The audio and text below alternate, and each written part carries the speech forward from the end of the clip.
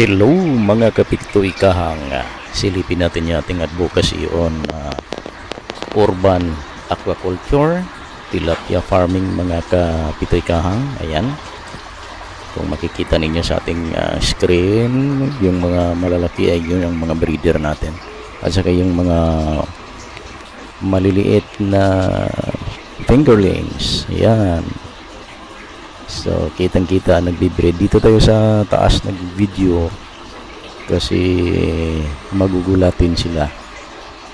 So dito tayo sa bandang bintana ng bahay.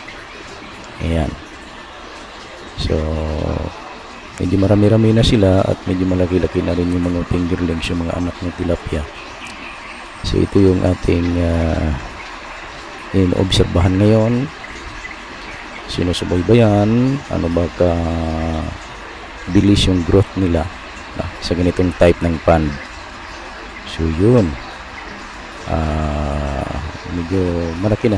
Yung iba ay tig dalawang daliri na, ang karamihan sa kanila ay tig isang daliri na yung lapad ng kanilang katawan. So medyo matagal na hindi tayo nakapag-post dahil medyo na busy si Pitoy Kahang. Pasensya na po. So ito muna yung update natin. Thank you, God bless, salamat.